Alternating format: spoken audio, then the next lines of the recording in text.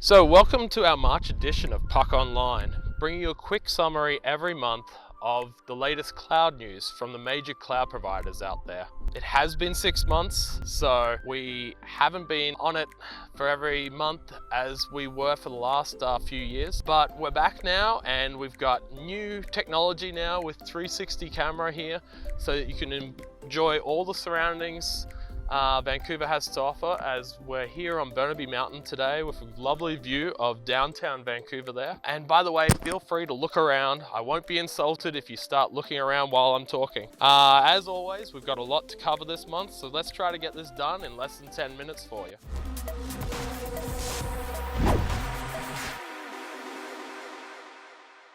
So, Google GCP. BigQuery materialized views now went GA. So materialized views are a pre-computed view that periodically caches results as a query to provide customers increased performance and efficiency. And we also got Gke Autopilot. In addition to the fully managed control plane that Gke provides, using autopilot mode of operations automatically applies industry best practices and can eliminate all node management operations, which will maximize your cluster efficiency and help to provide a stronger security posture for your environment. Also, Veeam Backup for Google Cloud is now available. So a few Google Workspace announcements. Assured Controls, which is rolling out to the US first. This will give control over the access that support teams have to your environment. This will be very useful for heavily regulated users who are also very sensitive to the access, such as in the public sector. Also rolling out to Workspaces is data regions coverage, which was expanded to Workspaces. For selected Workspaces apps, customers can use geolocation controls to dictate where covered data is located at rest. And Databricks, which went public the other month, is coming to Google Cloud. So now we've got Databricks on all the major cloud providers, Azure, AWS, and Google. And in Microsoft Azure news, so there was a few announcements around Security Center with GA announcements. I've just picked out 3, but there's many more out there that came in the last month.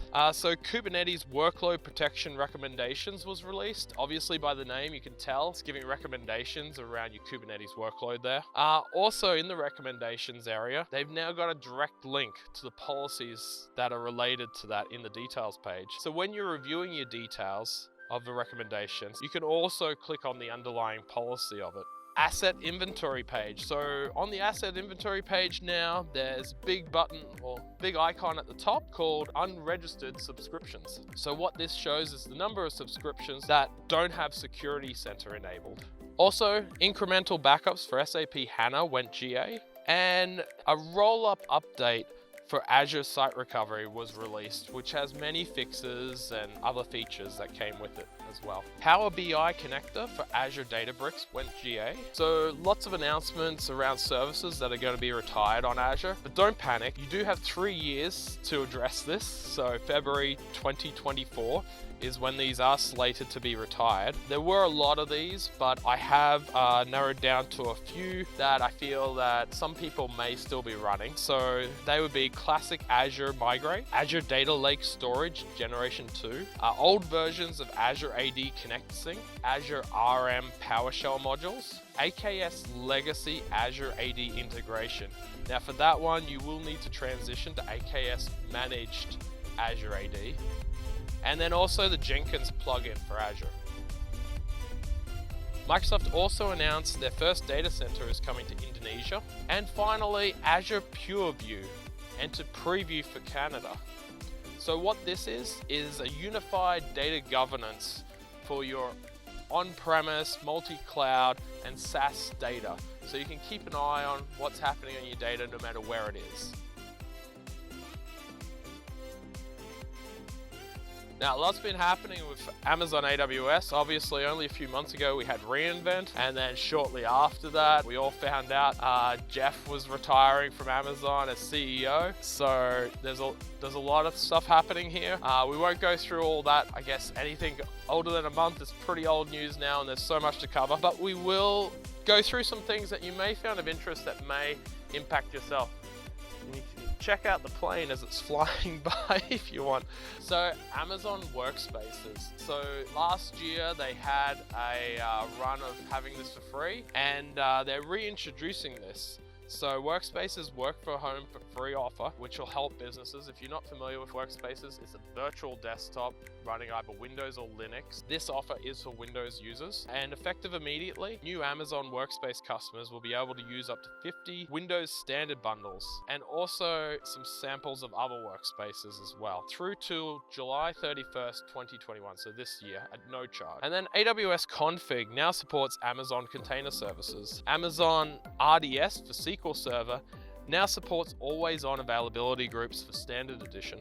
And if you missed the announcement at reInvent, there's now Mac OS for EC2 instances. So if you are running those and you're wanting to run EFS, Amazon's Elastic File Service, well, now if you run EC2 Mac OS with Big Sur, you'll be able to access EFS. And finally, AWS Code Pipeline now supports 1,000 pipelines per account. Now in wrap up, let's go through a few virtual events. Obviously no physical events happening due to COVID.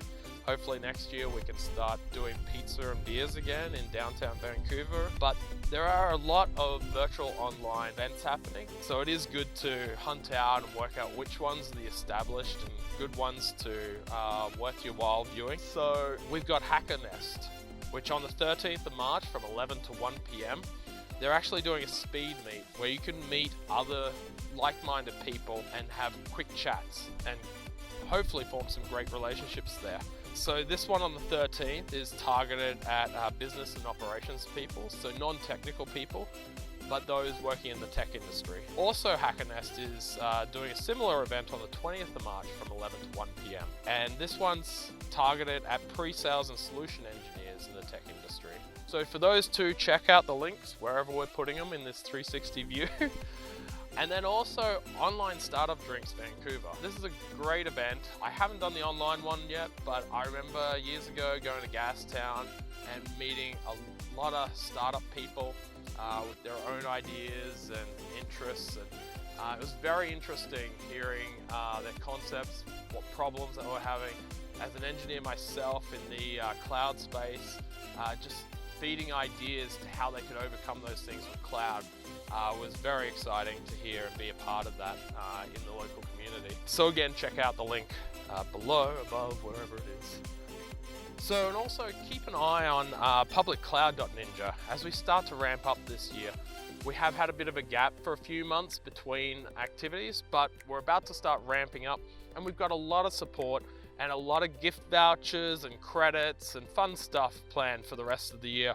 So look out for these monthly videos as we improve on this 360 quality, as we do live streaming of events. So you can watch major Google, Microsoft, Amazon cloud events with the local community here in Vancouver and Canada, so we can all chat at the same time on the live stream about the announcements and how they impact us here in Canada. And also we'll have podcasts, and we'll be trying to do some meetups as well. We might do some interesting stuff there with food and drinks for you at home. And so, as always, if you feel like we've missed anything, let us know, reach out in the comments section or pop us an email. The next episode for this will be in a month's time, and make sure you hit the subscribe button so that you get notified as soon as the next issue is out. And as always, keep challenging yourself. Time does not exist.